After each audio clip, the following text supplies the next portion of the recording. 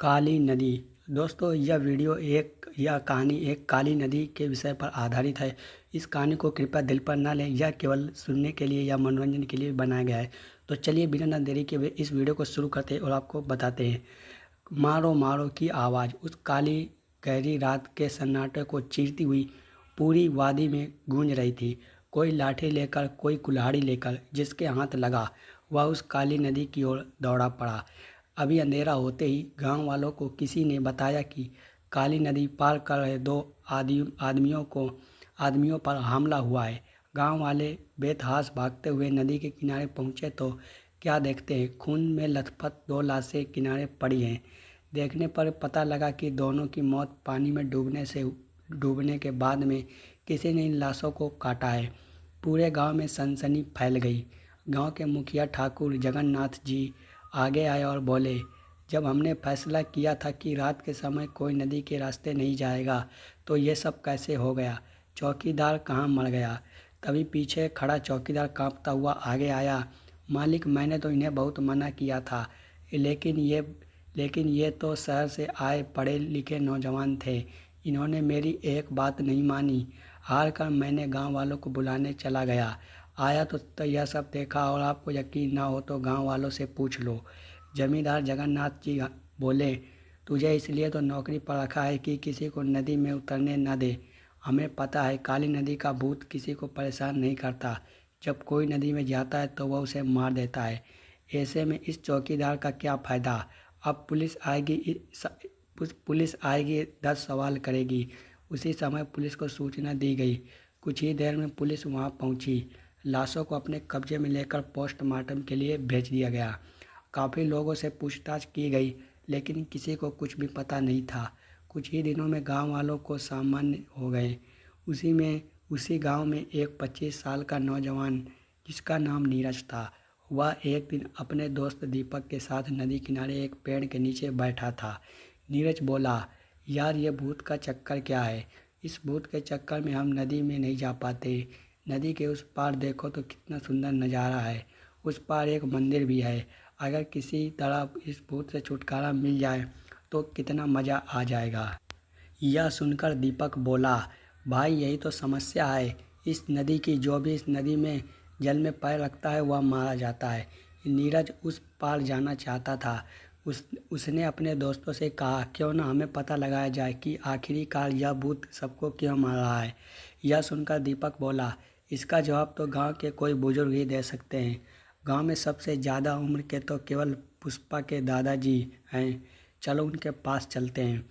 दोनों उनके पास पहुंच जाते हैं। उनकी बात सुनकर दादाजी संभल कर बैठ जाते हैं। वो अपनी पोती पुष्पा से कहते हैं, बेटी तू बाहर जाकर खेल, मुझे इन दोनों से कुछ ज़रूरी बात करनी है। उसके जाने के बाद दादाजी कहना शुरू करते हैं, बात यह है बच्ची है, डर जाएगी। तुम जो पूछ रहे हो वो मैं तुम्हें बता देता हूँ, लेकिन नदी में जाने की कभी कोशिश मत करना, क्योंकि जो भी नदी में गया है वह वापस नहीं आया। नीरज बोला, बाबा आप बताओ तो सही, बाकी हम सब पर छोड़ दो। दादाजी ने कहना शुरू किया, बेटा ये सब गांव वालों के ही कर्मों का फल है। इस गांव में मुकुंदम नाम का एक सीधा साधा किसान रहता था। दिन भर खेतों में मजदूरी करके काम किया करता था। उसका अपना खेत नहीं था। वह तो उस समय के जमींदार के खेत में मजदूरी करता था। वह पूजा पाठ करने वाला आदमी था। रात को जब वह अपने घर पहुंचता तो उसकी पत्नी पूजा की थाली तैयार रखती। पूजा की थाली लेकर वह रात को नदी किनारे बंधी नाव से दूसरे किनारे मंदिर में जाता। उस मंदिर में कोई नहीं जाता था, केवल मुकुंदन ही जाता था। मंदिर की साफ सफाई करता, उसे फूलों से सजाता, भगवान की पूजा करता, उन्हें भोग लगाता और वापस आ जाता। एक बार नदी में भयानक बाढ़ आ गई, लेकिन मुकुंदन नहीं माना, वह चला गया। जब वह पूजा करके वापस आया तो नाव नदी में तेज बहाव में बहने लगी। मुकुंदन ने नाव में कूदकर अपनी जान बचाई। वह किसी तरह तैरता हुआ नदी किनारे पहुंचा। उसकी पूजा की थाली का सिंदूर उसके पूरे चेहरे पर बिखर गया। वह इस अवस्था में घर की ओर चल दिया। रास्ते में उसे कुछ गांव वाले मिले। उन्होंने मुकुंदन को पकड़ लिया। वह चिल्लाता रहा, लेकिन गांव वालों ने उसे तांत्रिक समझकर उसकी पिटाई शुरू कर दी। उसकी शक्ल कोई पहचान न सके और इतने शोर में उसकी आवाज़ किसी ने ना सुनी। मरने के बाद उसकी लाश को नदी में बहा दिया गया। बस तभी से वह गुस्से में उसका भूत इसी नदी में रहता है और जो भी इस नदी को पार करने की कोशिश करता है वह उसे मार देता है। नीरज और दीपक दोनों उस भूत की आत्मा की शांति के लिए गांव के पंडित जी के पास पहुँचे। पंडित जी मना कर देते हैं, फिर भी वह दोनों जमींदार जगन्नाथ जी की हवेली पर पहुँचते हैं। जगन्नाथ जी उनका साथ देने के लिए तैयार हो जाते हैं। जमींदार जगन्नाथ नीरज और दीपक को साथ लेकर दूसरे गांव पहुंचते हैं। वहां से कुछ दूर वार्डर था।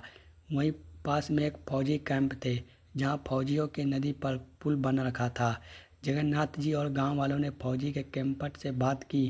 कैप्टन से परमिशन लेकर वे सब उस पुल से दूसरे किनारे मंदिर के पास पहुंचते हैं जहां मुकुंदन पूजा करने जाया करता था।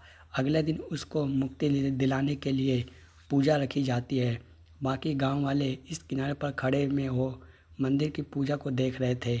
पूजा जब खत्म होने वाली होती है तो चारों ओर से अजीब सी आवाज़ें आने लगती हैं।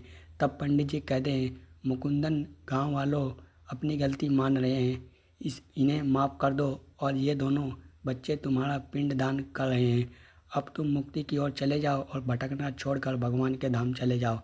पंडित जी ने पूजा समाप्त करके नीरज और दीपक से पिंडदान करवाया।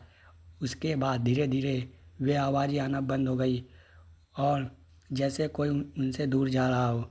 उसके बाद जमींदार के साथ पंडित जी नीरज, दीपक और गांव वालों के साथ एक नाव में बैठकर अपने गांव आ गए। दो नौजवान की हिम्मत से गांव वालों को काली नदी के भूत से छुटकारा मिल गया। उसके बाद गांव वाले रोज़ सुबह सवेरे उस नदी में पूजा करने जाने लगे। जमींदार ने गांव वालों के साथ मिलकर उस नदी पर एक कच्चा सा पुल बनवाया जिससे लोग उस मंदिर में जा सके। दोस्तों, यह कहानी आपको कैसी लगी हमें कमेंट करके ज़रूर बताइए। चैनल पर पहली बार आ रहे हैं, चैनल को सब्सक्राइब कीजिए, वीडियो को लाइक कीजिए और अपने तमाम दोस्तों पर शेयर कीजिए। जय हिंद, जय भारत।